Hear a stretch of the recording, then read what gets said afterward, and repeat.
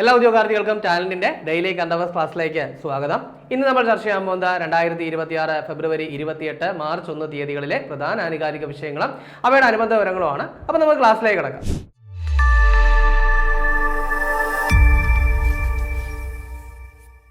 2026 ഒരുപാട് എക്സാംസുകൾ നടക്കാതിരിക്കുകയാണ്. പ്രത്യേകിച്ച് 10th level exams ഒരുപാടുണ്ട്. പക്ഷേ ഈ 10th ലെവൽ എക്സാംസിന്റെയൊക്കെ മെയിൻസ് എഴുതണമെങ്കിൽ പ്രിലിംസ് എന്ന് പറയുന്നൊരു കടമ്പ നമ്മൾ ആദ്യം കടക്കേണ്ടതായിട്ടുണ്ട്. സോ അതിനെ നിങ്ങളെ ഹെൽപ്പ് ചെയ്യാനായിട്ട് ടാലന്റ് ഒരു റെക്കോർഡ് കോഴ്സ് ആരംഭിച്ചിട്ടുണ്ട്. അപ്പോൾ ഈ ഒരു കോഴ്സിന്റെ ഭാഗമായിട്ട് ഞങ്ങൾ 200 മണിക്കൂറിലുള്ള റെക്കോർഡ് ക്ലാസ്സുകൾ തരുന്നുണ്ട്.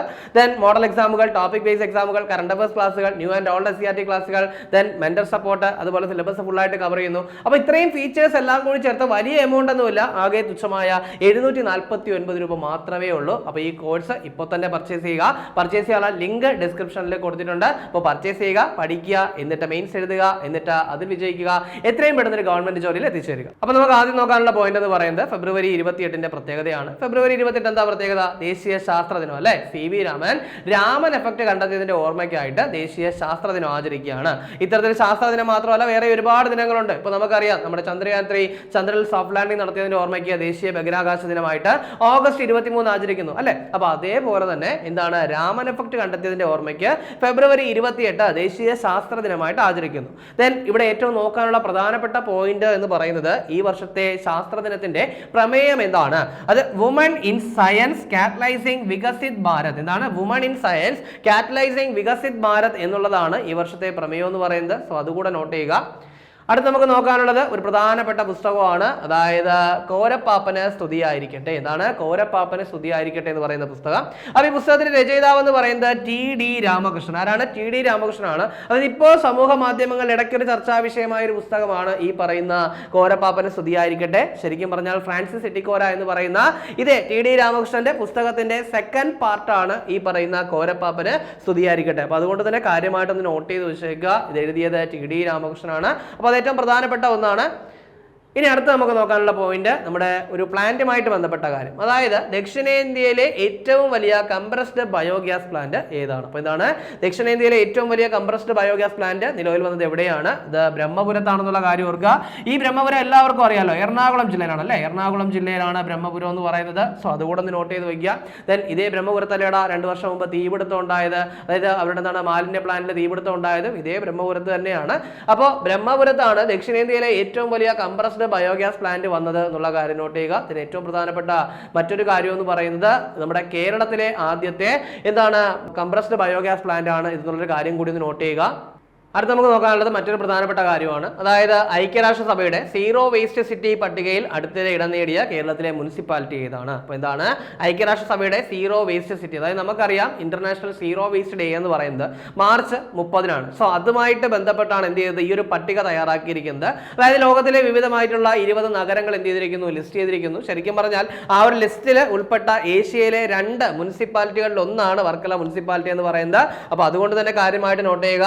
ഐക്യരാഷ്ട്രസഭയുടെ സീറോ വേസ്റ്റ് സിറ്റി പട്ടികയിൽ അടുത്തിടെ ഇടം നേടിയ കേരളത്തിലെ മുനിസിപ്പാലിറ്റി ഏത് എന്ന് ചോദിച്ചു കഴിഞ്ഞാൽ ഏതാണ്? വർക്കല മുനിസിപ്പാലിറ്റി ആണ്. വളരെ കാര്യമായിട്ട് നോട്ട് ചെയ്യുക. അടുത്ത് നമുക്ക് നോക്കാനുള്ളത് നമ്മുടെ സംസ്ഥാന സർക്കാരിന്റെ വെസ്റ്റ് കോസ്റ്റ് കനാൽ നവീകരണ പദ്ധതി എന്ത് ചെയ്തിരിക്കുന്നു? ഇനാഗുറേറ്റ് ചെയ്തിരിക്കുന്നു. ഇതാണ് നമ്മുടെ സംസ്ഥാനത്തിന്റെ എന്താണ് വെസ്റ്റ് കോസ്റ്റ് കനാൽ നവീകരണ പദ്ധതി ഇനാഗുറേറ്റ് ചെയ്തിരിക്കുകയാണ്. സോ അതുമായിട്ട് ബന്ധപ്പെട്ട് നമ്മൾ നോക്കുന്ന സമയത്ത് നമ്മുടെ എന്താണ് കോവളം മുതൽ അതുപോലെ ബേക്കൽ വരെയുള്ള പാതയാണ് എന്ത് ചെയ്യുന്നത്? ഇതിന്റെ ഭാഗമായിട്ട് വരുന്നത്. ഈ കുറച്ചും കൂടെ നമ്മൾ പറയുകയാണെങ്കിൽ ഏകദേശം 11 ജില്ലകളിൽ കൂടിയാണ് എന്ത് ചെയ്യുന്നത്? ഈ ഒരു പാത കടന്നു പോകുന്നത്. അപ്പോൾ അതിന്റെ ഭാഗമായിട്ട് ജലാശയങ്ങൾ, നദികൾ ഉൾപ്പെടെ 39ഓളം, അതായത് നമ്മുടെ കായലുകൾ, നദികൾ ഉൾപ്പെടെ 39 എണ്ണത്തെ എന്ത് ചെയ്യുന്നു? തമ്മിൽ കണക്ട് ചെയ്യുന്ന ഒരു കാര്യമാണ്. അപ്പോൾ കുറച്ചും കൂടെ ഡീറ്റെയിൽ ആയിട്ട് എന്ത് ചെയ്യാം? നമുക്കൊരു പ്രത്യേകിച്ചൊരു വീഡിയോ തന്നെ ചെയ്യാം. അപ്പോൾ ഇപ്പോൾ കൃത്യമായിട്ടൊന്ന് നോട്ട് ചെയ്യുക. നമ്മുടെ സംസ്ഥാന സർക്കാരിന്റെ വെസ്റ്റ് കോസ്റ്റ് കനാൽ നവീകരണ പദ്ധതി ഇനാഗുറേറ്റ് ചെയ്തിരിക്കുകയാണ്. ഇതിനടുത്ത് നമുക്ക് നോക്കാനുള്ളത് ഒരു നിയമവുമായിട്ട് ബന്ധപ്പെട്ട കാര്യമാണ്. അതായത് അടുത്തിടെ ബ്രിട്ടീഷ് കാലഘട്ടത്തിലെ Bengal, Agra and Assam civil codes act 1887 പകരമായിട്ട് സ്വന്തമായി പുതിയ സിവിൽ കോടതി ബില്ല് പാസ്സാക്കിയ ഇന്ത്യൻ സംസ്ഥാനം. അപ്പോൾ നമ്മുടെ ഇന്ത്യൻ സംസ്ഥാനം എന്തിരിക്കുകയാണ്? ഒരു പുതിയ ബില്ല് കൊണ്ടുവന്നിരിക്കുകയാണ്. അതായത് ഒരു പഴയ ബില്ലിന് പകരം, അതായത് കൊളോണിയൽ കാലത്തിലെ പഴയ ബില്ലിന് പകരം ഒരു പുതിയ ബില്ല് കൊണ്ടുവന്നിരിക്കുന്നു. അതായത് ഏത് ബില്ലിന് പകരമാണ് എന്ന് ചോദിച്ചു കഴിഞ്ഞാൽ Bengal, Agra and Assam civil codes act 1887 പകരമായിട്ടാണ് എന്ത് ചെയ്തിരിക്കുന്നത്, ഒരു ബില്ല് പാസ്സാക്കിയിരിക്കുന്നത്. അപ്പോൾ അത് കാര്യമായിട്ട് നോട്ട് ചെയ്യുക. ബീഹാറാണ് പാസ്സാക്കിയെന്ന് പറഞ്ഞു. അപ്പോൾ അങ്ങനെയാണെങ്കിൽ ബീഹാറിന്റെ മുഖ്യമന്ത്രി ആരാണ്? നിതീഷ് കുമാറാണ് അല്ലെ. അപ്പോൾ അതൊന്ന് കാര്യമായിട്ട് നോട്ട് ചെയ്യുക. ഇനി അതുപോലെ തന്നെ പുതിയ ബില്ലിന്റെ പേരെന്ന് പറയുന്നത് ബീഹാർ സിവിൽ ന്യായാലയ ബില്ല് 2026 എന്നാണ് ആ പുതിയ ബില്ലിന്റെ പേര് കേട്ടോ. അതും കൂടെ ഒന്ന് ജസ്റ്റ് നോട്ട് ചെയ്ത് വെച്ചേക്കുക. അപ്പോൾ നമ്മുടെ അറിവിടത്തെ പറ്റി നിങ്ങളെ പരിചയപ്പെടുത്തുകയാണ്. അറിവിടം എല്ലാവർക്കും അറിയാവുന്ന കാര്യമാണ്. അതായത് SCRT ബുക്കുകൾക്ക് വേണ്ടിയിട്ട് ടാലന്റ് അറിവിടം എന്ന് പറയുന്ന സീരീസിലെ 4 പുസ്തകങ്ങൾ ഓൾറെഡി പുറത്തിറക്കി കഴിഞ്ഞു. അതായത് സോഷ്യൽ സയൻസിന്റെ 2 ടെക്സ്റ്റുകളും സയൻസിന്റെ 2 ടെക്സ്റ്റുകളും. അപ്പോൾ അതൊരു വൻ വിജയമായതിനെ തുടർന്ന് ഉദ്യോഗാർത്ഥികൾക്ക് ആ പഠിച്ച കാര്യങ്ങൾ മനസ്സിനുള്ളിൽ ഉണ്ടോ എന്ന് അവരെ സ്വയം ബോധ്യപ്പെടുത്താനായിട്ട് ഒരു പ്രാക്ടീസ് ബുക്ക് കൂടി ടാലന്റ് പുറത്തിറക്കിയിട്ടുണ്ട്. അപ്പോൾ അറിവിടത്തിന്റെ സോഷ്യൽ പ്രാക്ടീസ് ബുക്ക് ഇപ്പോൾ നിങ്ങൾക്ക് മാർക്കറ്റിൽ അവൈലബിൾ ആണ്. ഏകദേശം 2500-ലധികം പരിശീലന ചോദ്യങ്ങൾ വെറുതെ ക്വസ്റ്റ്യൻ എന്നുള്ളതല്ല, സ്റ്റേറ്റ്മെന്റ് ക്വസ്റ്റ്യൻസ് ഉൾപ്പെടെ അതിൽ ഉൾപ്പെടുത്തിയിട്ടുണ്ട്. ഓരോ പാഠങ്ങളും അതിനെ ബേസ് ചെയ്തിട്ടുള്ള മാക്സിമം ക്വസ്റ്റ്യൻസും ഇൻക്ലൂഡ് ചെയ്ത് തന്നെയാണ് ഈ പുസ്തകം പുറത്തിറക്കിയിരിക്കുന്നത്. അപ്പോൾ ഈ പുസ്തകം നിങ്ങൾക്ക് പർച്ചേസ് ചെയ്യാനായിട്ട് 250 രൂപയ്ക്ക് ഇപ്പോൾ പർച്ചേസ് ചെയ്യാവുന്നതാണ്. ദെൻ veranthara.chalkala.com എന്ന് പറയുന്ന വെബ്സൈറ്റ് മുഖാന്തരമോ ദെൻ ഓൺലൈൻ പ്ലാറ്റ്ഫോമുകളായിട്ടുള്ള ആമസോൺ, ഫ്ലിപ്കാർട്ട് വഴിയോ ഒക്കെ നിങ്ങൾക്ക് പർച്ചേസ് ചെയ്യാം. അല്ലെങ്കിൽ നിങ്ങളുടെ വീടിനടുത്തുള്ള ഷോപ്പുകളിലും ഈ പുസ്തകം അവൈലബിൾ ആണ്. അടുത്ത നമുക്ക് നോക്കാനുള്ളത് ഒരു പദ്ധതിയുമായിട്ട് ബന്ധപ്പെട്ട കാര്യമാണ്. അതായത് വനിതകൾ മാത്രം ഓടിക്കുന്ന ഇലക്ട്രിക് ഇരുചക്ര ടാക്സി പദ്ധതിയായ ഇ ബൈക്ക് ദീദി യോജന ആരംഭിക്കുന്ന സംസ്ഥാനം അല്ലെങ്കിൽ കേന്ദ്രഭരണ പ്രദേശം ഏതാണ്? അപ്പൊ എന്താ പറഞ്ഞേ? ഇ ബൈക്ക് ദീദി യോജന എന്ന് പറയുന്ന ഒരു പദ്ധതി എന്ത് ചെയ്യാൻ പോവുകയാണ്? ഒരു സംസ്ഥാനത്തിൽ അല്ലെങ്കിൽ ഒരു കേന്ദ്രഭരണ പ്രദേശത്തിൽ ആരംഭിക്കാൻ പോവുകയാണ്. അത് എവിടെയാണെന്ന് ചോദിച്ചു കഴിഞ്ഞാൽ ഡൽഹിയിലാണ്. എവിടെയാണ്? ഡൽഹിയിലാണ്. അപ്പോൾ പദ്ധതിയുടെ പേര് പറഞ്ഞു ഇ ബൈക്ക് ദീദി യോജന എന്നാണ് പറഞ്ഞത്. അതായത് വനിതകൾ മാത്രം ഓടിക്കുന്ന എന്താണ് ഇലക്ട്രിക് ഇരുചക്ര ടാക്സി പദ്ധതിയാണ് എന്തെന്ന് പറയുന്നത് ഈ പറയുന്ന ഈ ബൈക്ക് ദീദി. ദെൻ ഒരു കാര്യമുണ്ട്, ഇതിൽ എന്ത് ചെയ്യാൻ പറ്റില്ല, പുരുഷന്മാർക്ക് എന്ത് ചെയ്യാൻ പറ്റില്ല, ഇത് ബുക്ക് ചെയ്യാനായിട്ട് സാധിക്കില്ല, വനിതകൾക്ക് വേണ്ടി മാത്രം ഉള്ളതാണ്. സോ ആ ഒരു കാര്യം കൂടി നോട്ട് ചെയ്യുക. ഡൽഹിയിലാണ് എന്ത് ചെയ്യുന്നത് ഈ ഒരു പദ്ധതി കൊണ്ടുവരുന്നത്. അപ്പോൾ നമ്മുടെ മറ്റൊരു റെക്കോർഡ് ക്ലാസ് കൂടി നിങ്ങളെ പരിചയപ്പെടുത്തുകയാണ്. അതായത് ബെബ്കോ LD അതുപോലെ തന്നെ വില്ലേജ് ഫീൽഡ് അസിസ്റ്റന്റ് എന്നിവയ്ക്ക് വേണ്ടി തയ്യാറെടുക്കുന്ന ഉദ്യോഗാർത്ഥികൾക്ക് വേണ്ടിയിട്ട് ടാലന്റ് റെക്കോർഡ് ക്ലാസ്സുകൾ സ്റ്റാർട്ട് ചെയ്തിട്ടുണ്ട്. ഇപ്പോൾ നിങ്ങൾക്ക് വെറും 1499 രൂപയ്ക്ക് ഈ കോഴ്സ് പർച്ചേസ് ചെയ്യാം. ഇതിന്റെ ഭാഗമായിട്ട് 200 മണിക്കൂർ വരെയുള്ള ക്ലാസ്സുകളും ടോപ്പിക് വൈസ് എക്സാമുകളും മോഡൽ എക്സാമുകളും കറണ്ട് അഫയേഴ്സ് ക്ലാസ്സുകളും SCRT ക്ലാസ്സുകളും ഒക്കെ ഞങ്ങൾ പ്രൊവൈഡ് ചെയ്യുന്നുണ്ട്. അപ്പോൾ 1499 രൂപയാണ് ഇതിന്റെ പ്രൈസ് എന്ന് പറയുന്നത്. പർച്ചേസ് ചെയ്യാനുള്ള ലിങ്ക് ഡിസ്ക്രിപ്ഷനിൽ കൊടുത്തിട്ടുണ്ട്. അതുവഴി നിങ്ങൾക്ക് പർച്ചേസ് ചെയ്യാവുന്നതാണ്. അടുത്ത നമുക്ക് നോക്കാനുള്ള പോയിന്റ് നമ്മുടെ രാഷ്ട്രപതിയുമായിട്ട് ബന്ധപ്പെട്ടൊരു കാര്യമാണ്. അതായത് പ്രചണ്ഡ് യുദ്ധ ഹെലികോപ്റ്ററിൽ സഹ പൈലറ്റായിട്ട് നമ്മുടെ രാഷ്ട്രപതി. അപ്പോൾ എന്താണ് പറഞ്ഞത്? നമ്മുടെ പ്രചണ്ഡ് യുദ്ധ ഹെലികോപ്റ്ററിൽ എന്ത് ചെയ്തിരിക്കുന്നു? സഹ പൈലറ്റായിട്ട് രാഷ്ട്രപതി യാത്ര ചെയ്തിരിക്കുകയാണ്. അപ്പോൾ അത് കൃത്യമായിട്ടൊന്ന് നോട്ട് ചെയ്ത് വെക്കേണ്ട കാര്യമാണ്. അതായത് ഇത്തരത്തിൽ എന്താണ് അത്യാധുനിക സൗകര്യങ്ങളോട് കൂടിയ ഒരു യുദ്ധ ഹെലികോപ്റ്ററിൽ യാത്ര ചെയ്യുന്ന അല്ലെങ്കിൽ പ്രചണ്ഡ് ഹെലികോപ്റ്ററിൽ യാത്ര ചെയ്യുന്ന ആദ്യത്തെ ഇന്ത്യൻ രാഷ്ട്രപതി എന്ന് പറയുന്നത് ആരാണ്? നമ്മുടെ ദ്രൗപദി മുർമു ആണ് കേട്ടോ. ദ്രൗപദി മുർമു ആണ്. അപ്പോൾ അത് കാര്യമായിട്ട് തന്നെ നോട്ട് ചെയ്യുക. നമ്മുടെ വ്യോമസേനയുടെ വായുശക്തി 2026 എന്ന് പറയുന്ന അഭ്യാസത്തിന്റെ ഭാഗമായിട്ട് രാജസ്ഥാനിൽ വെച്ചാണ് രാഷ്ട്രപതി എന്ത് ചെയ്തത്? ഈ പറയുന്ന പ്രചണ്ഡിൽ യാത്ര ചെയ്തത്. ദെൻ ഈ പ്രചണ്ഡ് എന്ന് പറയുന്നത് നമ്മുടെ നമ്മുടെ തദ്ദേശീയമായിട്ട് ഡെവലപ്പ് ചെയ്ത അത്യാധുനിക യുദ്ധ ഹെലികോപ്റ്റർ ആണ് എന്തെന്ന് പറയുന്നത് പ്രചണ്ഡ്. അതും കൂടെ ഒന്ന് നോട്ട് ചെയ്ത് വയ്ക്കുക. ഇതിനു മുൻപ് സുഖോയിലൊക്കെ എന്ത് ചെയ്തിട്ടുണ്ട്? സുഖോയ് യുദ്ധവിമാനത്തിലൊക്കെ നമ്മുടെ രാഷ്ട്രപതി യാത്ര ചെയ്തിട്ടുണ്ട്. പക്ഷേ പ്രചണ്ഡിൽ ആദ്യമായിട്ടാണ് എന്ത് ചെയ്യുന്നത്? രാഷ്ട്രപതി യാത്ര ചെയ്യുന്നത്.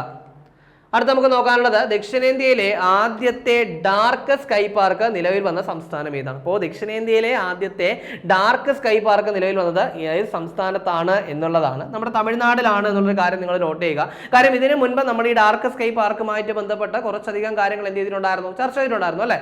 അപ്പോൾ അതിലേക്കൊക്കെ നമുക്ക് പോവാം. അതിനു മുൻപ് ഇവിടെ നമുക്ക് കുറച്ച് കാര്യങ്ങൾ കൂടി നോക്കാനുണ്ട്. അതായത് തമിഴ്നാട്ടിലെ എന്താണ് കൊല്ലിമല, അതായത് നാമക്കലിനടുത്തുള്ള കൊല്ലിമലയിലാണ് എന്ത് ചെയ്യുന്നത് ഇത് നിലവിൽ വന്നത് എന്നുള്ളൊരു കാര്യം കൂടി ഒന്ന് നോട്ട് ചെയ്യുക. അപ്പോൾ നമ്മളിവിടെ പറഞ്ഞു ദക്ഷിണേന്ത്യയിലെ ആദ്യത്തെ ഡാർക്ക് സ്കൈ പാർക്ക് എവിടെയാണെന്ന് ചോദിച്ചു കഴിഞ്ഞാൽ ഒന്നെങ്കിൽ കൊല്ലിമല നാമക്കലിനടുത്താണ്, തമിഴ്നാട്ടിലാണ് എന്നുള്ള കാര്യം നോട്ട് ചെയ്യുക. ദെൻ അതുപോലെ തന്നെ ഇനി 2 കാര്യങ്ങൾ കൂടി നമുക്ക് എന്ത് ചെയ്യാനായിട്ട് നോക്കാനുണ്ട്. അതായത് ഒന്നെന്ന് പറയുന്നത് ഇന്ത്യയിലെ ആദ്യത്തെ ഡാർക്ക് സ്കൈ റിസർവോയർ എവിടെയാണ് എന്ന് ചോദിച്ചു കഴിഞ്ഞാൽ അത് ലഡാക്കിലെ ഹാൻലെ ആണ് കേട്ടോ. ഹാൻലെ ആണ് ഇന്ത്യയിലെ ആദ്യത്തെ ഡാർക്ക് സ്കൈ റിസർവോയർ എന്ന് പറയുന്നത്. എവിടെയാണ്? ലഡാക്കിലെ ഹാൻലെ ആണ് എന്നുള്ളൊരു കാര്യം ഒന്ന് നോട്ട് ചെയ്ത് വെക്കണം. ഇനി അതുപോലെ തന്നെ ഇന്റർനാഷണൽ ഡാർക്ക് സ്കൈ അസോസിയേഷന്റെ അംഗീകാരം കിട്ടിയ ഇന്ത്യയിലെ ആദ്യത്തെ ഡാർക്ക് സ്കൈ പാർക്ക് ഏതാണെന്ന് ചോദിച്ചു കഴിഞ്ഞാൽ അത് പെഞ്ച് ടൈഗർ റിസർവ് ആണ് കേട്ടോ. പെഞ്ച് ടൈഗർ റിസർവ് ആണ് ഇന്റർനാഷണൽ ഡാർക്ക് സ്കൈ അസോസിയേഷന്റെ അംഗീകാരം കിട്ടിയ ഇന്ത്യയിലെ ആദ്യത്തെ ഡാർക്ക് സ്കൈ പാർക്ക് എന്ന് പറയുന്നത്. അപ്പോൾ അതുകൂടി ഇതിനൊപ്പം ഒന്ന് കണക്ട് ചെയ്ത് പഠിക്കുക. ഇനി അടുത്ത് നമുക്ക് നോക്കാനുള്ളത് ഇൻസ്റ്റാഗ്രാമിൽ 10 കോടി അഥവാ 100 മില്യൺ ഫോളോവേഴ്സിനെ നേടുന്ന ലോകത്തിലെ ആദ്യത്തെ രാഷ്ട്രീയ നേതാവ് ആരാണ്? അപ്പൊ എന്താ പറഞ്ഞേ, എന്താണ് ലോകത്തിലെ ഇൻസ്റ്റാഗ്രാമിൽ 10 കോടി ഫോളോവേഴ്സിനെ നേടുന്ന ആദ്യത്തെ രാഷ്ട്രീയ നേതാവ് ആരെന്നാണ്? നരേന്ദ്രമോദിയാണ്. കാര്യമായിട്ട് നോട്ട് ചെയ്യുക. അല്ലെങ്കിൽ സപ്പോസ് ഇങ്ങനെയാണ് ചോദ്യം, ലോകത്തിൽ ഇൻസ്റ്റാഗ്രാമിൽ ഏറ്റവും കൂടുതൽ ഫോളോവേഴ്സ് ഉള്ള ലോക നേതാവ് ആരാണെന്ന് ചോദിച്ചു കഴിഞ്ഞാൽ അതിന്റെ ഉത്തരം എന്താണ്? നരേന്ദ്രമോദിയാണ്. അപ്പോൾ ഒന്നാമത് നരേന്ദ്രമോദി ആണെങ്കിൽ രണ്ടാം സ്ഥാനത്ത് ആരാണെന്ന് ചോദിച്ചു കഴിഞ്ഞാൽ ഡൊണാൾഡ് ട്രംപ് ആണ്. നിയുക്ത അമേരിക്കൻ പ്രസിഡന്റ് ആണ് ആരെന്ന് പറയുന്നത്? ഡൊണാൾഡ് ട്രംപ് എന്ന് പറയുന്നത്. അതുപോലെ തന്നെ മൂന്നാം സ്ഥാനത്തുള്ളത് ഇന്തോനേഷ്യൻ പ്രസിഡന്റ് ആയിട്ടുള്ള പ്രബവോ സുബിയാൻഡോയാണ്. അപ്പൊ ഇവിടെ പറഞ്ഞ പോയിന്റ് വ്യക്തമാക്കുകയാണ്. അതായത് ഇൻസ്റ്റാഗ്രാം ഫോളോവേഴ്സിനെ സംബന്ധിച്ച് രണ്ട് കാര്യങ്ങളാണ് പറഞ്ഞത്. ഒന്ന്, ലോകത്തിൽ ഏറ്റവും കൂടുതൽ ഇൻസ്റ്റാഗ്രാം ഫോളോവേഴ്സ് ഉള്ള രാഷ്ട്രീയ നേതാവ് എന്ന് ചോദിച്ചാലും, അല്ലെങ്കിൽ ഇൻസ്റ്റാഗ്രാമിൽ 10 കോടി അഥവാ 100 മില്യൺ ഫോളോവേഴ്സിനെ തികച്ച ആദ്യത്തെ രാഷ്ട്രീയ നേതാവ് എന്ന് ചോദിച്ചു കഴിഞ്ഞാലും അതിന്റെ ആൻസർ എന്ത് തന്നെയാണ്? നരേന്ദ്രമോദിയാണ്. ഇനി രണ്ടാം സ്ഥാനത്തുള്ളത്, ഏറ്റവും കൂടുതൽ ഫോളോവേഴ്സിന്റെ കാര്യത്തിൽ രണ്ടാം സ്ഥാനത്തുള്ളത് അമേരിക്കൻ പ്രസിഡന്റായ ഡൊണാൾഡ് ട്രംപ് ആണ്. ദെൻ മൂന്നാം സ്ഥാനത്ത് പ്രബവോ സുബിയാൻഡോയാണ്. വളരെ കൃത്യമായിട്ട് നോട്ട് ചെയ്യുക. പ്രബവോ സുബിയാൻഡോ അറിയാലോ, ഇന്തോനേഷ്യൻ പ്രസിഡന്റ്. 2025 റിപ്പബ്ലിക് ഡേ പരേഡിന്റെ മുഖ്യാതിഥി എന്ന് പറയുന്നത് പ്രബവോ സുബിയാൻഡോ ആയിരുന്നു. അപ്പൊ അതുകൂടെ ഒന്ന് പഠിച്ചു വയ്ക്കുക. അടുത്ത നമുക്ക് നോക്കാനുള്ള പോയിന്റ്, അടുത്തിടെ ഓപ്പറേഷൻ ഗസബ് ലിൽ ഹക്ക് എന്ന സൈനിക നീക്കം നടത്തിയ രാജ്യം ഏതാണ്? അപ്പോൾ പല രാജ്യങ്ങൾ എന്ത് ചെയ്യുന്നുണ്ട്? ഒരുപാട് സൈനിക നീക്കങ്ങൾ നടത്താറുണ്ട്. ചില രാജ്യങ്ങൾ ആക്രമിക്കാനായിട്ടും അല്ലെങ്കിൽ ചില രാജ്യങ്ങളുടെ ആക്രമണത്തിന് പ്രത്യാക്രമണമായിട്ടും എന്ത് ചെയ്യാറുണ്ട്? ചില രാജ്യങ്ങൾ ചില സൈനിക നടപടികൾ സ്വീകരിക്കാറുണ്ട്. അത്തരത്തിൽ എന്താണ് അടുത്തിടെ ഓപ്പറേഷൻ ഗസബ് ലിൽ ഹക്ക് എന്ന് പറയുന്ന സൈനിക നീക്കം നടത്തിയ രാജ്യം ഏതാണെന്ന് ചോദിച്ചു കഴിഞ്ഞാൽ പാകിസ്ഥാൻ ആണ് എന്നുള്ളൊരു കാര്യം നോട്ട് ചെയ്യുക. പാകിസ്ഥാൻ ആർക്കെതിരെയാണെന്ന് ചോദിച്ചു കഴിഞ്ഞാൽ അഫ്ഗാനിസ്ഥാനെതിരെയാണ്. അപ്പോൾ ഇവിടെ പറഞ്ഞു ഒരു സൈനിക നീക്കത്തിന്റെ പേര് എന്താണ്? ഓപ്പറേഷൻ ഗസബ് ലിൽ ഹക്ക്. ആര് നടത്തി? പാകിസ്ഥാൻ നടത്തി. ആർക്കെതിരെ എന്ന് ചോദിച്ചു കഴിഞ്ഞാൽ ആർക്കെതിരെയാണ്? അഫ്ഗാനിസ്ഥാനെതിരെയാണെന്നുള്ളൊരു കാര്യം ഒന്ന് നോട്ട് ചെയ്യുക. അതായത് ഡ്യൂറന്റ് ലൈൻ എല്ലാവർക്കും അറിയാം. നമ്മുടെ അഫ്ഗാനിസ്ഥാനെ പാകിസ്ഥാനെ വേർതിരിക്കുന്ന രേഖയാണ് ഡ്യൂറന്റ് ലൈൻ. അപ്പൊ അവിടെ നിരന്തരമായിട്ട് നടക്കുന്ന ആക്രമണങ്ങളുടെയൊക്കെ ഭാഗമായിട്ടാണ് എന്ത് ചെയ്യുന്നത്? ഈ ഒരു ആക്രമണം നടക്കുന്നത്. ദെൻ നീതിയുക്തമായ കോപം എന്നാണ് ഈ ഒരു വേർഡിന്റെ അർത്ഥം. ഗസബ് ലിൽ ഹക്ക് എന്ന് പറയുന്നതിന്റെ എന്താണ് അർത്ഥം എന്ന് പറയുന്നത്? നീതിയുക്തമായ കോപം എന്നുള്ളതാണ്. സോ അതുകൂടെ ഒന്ന് പഠിച്ചു വയ്ക്കുക. ഇനി അടുത്തത് ഒരു പ്രധാനപ്പെട്ട വിയോഗമാണ്. അതായത് 2026 ഫെബ്രുവരിയിൽ അന്തരിച്ച സാമൂഹിക ശാസ്ത്രജ്ഞൻ. അദ്ദേഹത്തിന്റെ പേരെന്ന് പറയുന്നത് TK ഉമ്മൻ. അപ്പോൾ ശരിക്കും പറഞ്ഞാൽ ഒരു സാമൂഹിക ശാസ്ത്രജ്ഞൻ എന്നതിനേക്കാൾ ഉപരി ഒരു അധ്യാപകനാണ്, എഴുത്തുകാരനാണ്. അപ്പോൾ ഇദ്ദേഹത്തെ പറ്റി കുറച്ചും കൂടെ നമ്മൾ കാര്യമായിട്ട് നോക്കുകയാണെങ്കിൽ ഇദ്ദേഹത്തിന്റെ പ്രധാനപ്പെട്ട ചില പുസ്തകങ്ങൾ നമ്മൾ നോക്കി വെക്കേണ്ടതായിട്ടുണ്ട്. ഒന്ന് അദ്ദേഹത്തിന്റെ ആത്മകഥയാണ് from Bharat to India an academics journey എന്നുള്ളതാണ് അദ്ദേഹത്തിന്റെ ആത്മകഥ. അദ്ദേഹത്തിന്റെ ആത്മകഥ എന്താണ്? From Bharat to India an academics journey എന്നുള്ളതാണ് അദ്ദേഹത്തിന്റെ ആത്മകഥയുടെ പേര്.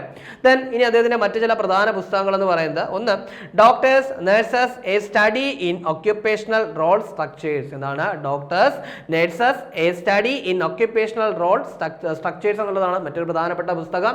ഇനി അതുപോലെ തന്നെ protest and change studies in social movement എന്നുള്ളത് മറ്റൊരു പുസ്തകം. അതേപോലെ തന്നെ സിറ്റിസൺഷിപ്പ് ആൻഡ് നാഷണൽ ഐഡന്റിറ്റി എന്ന് പറയുന്ന പുസ്തകം. Then the Christian clergy in India എന്ന് പറയുന്ന പുസ്തകം. അതുപോലെ തന്നെ reconciliation in post Godhra Gujarat. Then social inclusion in dependent India dimension and approaches. അപ്പോൾ ഇങ്ങനെയുള്ളതൊക്കെയാണ് അദ്ദേഹത്തിന്റെ പ്രധാന പുസ്തകങ്ങൾ. ഒരു 10th ലെവലിലൊക്കെ ചോദിക്കും എന്ന് ഞാൻ പറയുന്നില്ല, പക്ഷേ എന്നിരുന്നാൽ തന്നെയും ഡിഗ്രി ലെവൽ എഴുതുന്ന ആൾക്കാരെ ഒന്ന് നോക്കി വെച്ചേക്കുക. പ്രധാനമായിട്ടും അദ്ദേഹത്തിന്റെ ആത്മകഥ ഒന്ന് നോക്കി വെച്ചേക്കുക. എന്താണ്? From Bharat to India an academics journey എന്നുള്ളതാണ് അദ്ദേഹത്തിന്റെ ആത്മകഥ. അദ്ദേഹത്തിന് പത്മഭൂഷൺ ബഹുമതിയൊക്കെ കിട്ടിയിട്ടുണ്ട്. സോ അതുകൂടെ നോട്ട് ചെയ്യുക. ഇപ്പോൾ ഡിഗ്രി ലെവൽ എക്സാമിന് വേണ്ടി തയ്യാറെടുക്കുന്ന ഉദ്യോഗാർത്ഥികൾക്ക് വേണ്ടിയിട്ട് talent degree level prelims come mains rank fail പുറത്തിറക്കിയിട്ടുണ്ട്. മുൻവർഷ ചോദ്യങ്ങളൊക്കെ ആസ്പദമാക്കി SCRT ഫാക്ടുകളൊക്കെ ഇൻക്ലൂഡ് ചെയ്താണ് ഈ ഒരു ബുക്ക് തയ്യാറാക്കിയിട്ടുള്ളത്.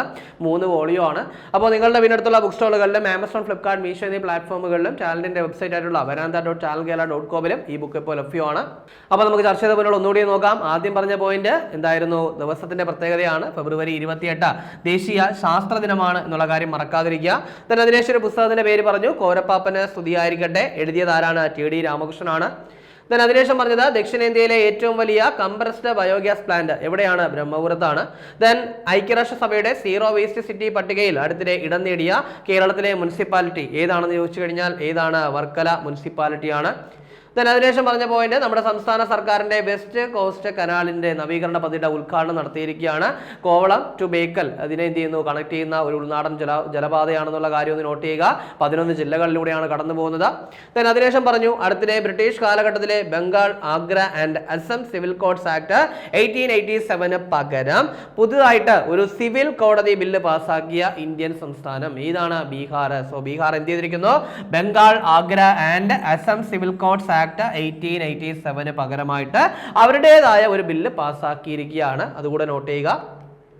അതിനുശേഷം മറ്റൊരു പ്രധാനപ്പെട്ട കാര്യം പറഞ്ഞു, അതായത് വനിതകൾ മാത്രം ഓടിക്കുന്ന ഇലക്ട്രിക് ഇരുചക്ര ടാക്സി പദ്ധതിയായിട്ടുള്ള ഈ ബൈക്ക് ദീദി യോജന ആരംഭിക്കുന്ന സംസ്ഥാനം ഓർ കേന്ദ്രഭരണ പ്രദേശം ഡൽഹിയാണെന്നുള്ള കാര്യം ഒന്ന് നോട്ട് ചെയ്ത് വെച്ചേക്കുക. അതിനുശേഷം നമ്മൾ പറഞ്ഞ പോയിന്റ് എന്തായിരുന്നു? പ്രചണ്ഡ് യുദ്ധ ഹെലികോപ്റ്ററിൽ സഹ പൈലറ്റായ ആദ്യ ഇന്ത്യൻ രാഷ്ട്രപതി എന്ന് പറയുന്നത് ദ്രൗപദി മുർമു ആണെന്ന് പറഞ്ഞു. അതിനുശേഷം ദക്ഷിണേന്ത്യയിലെ ആദ്യത്തെ ഡാർക്ക് സ്കൈ പാർക്ക് നിലവിൽ വന്നത് തമിഴ്നാട്ടിലാണെന്ന് പറഞ്ഞു. അതുപോലെ തന്നെ നമ്മുടെ ഇന്റർനാഷണൽ ഡാർക്ക് സ്കൈ അസോസിയേഷന്റെ അംഗീകാരം കിട്ടിയ ആദ്യത്തെ ഡാർക്ക് സ്കൈ പാർക്ക് എന്ന് പറയുന്നത് പെഞ്ച് ടൈഗർ റിസർവ് ആണ്.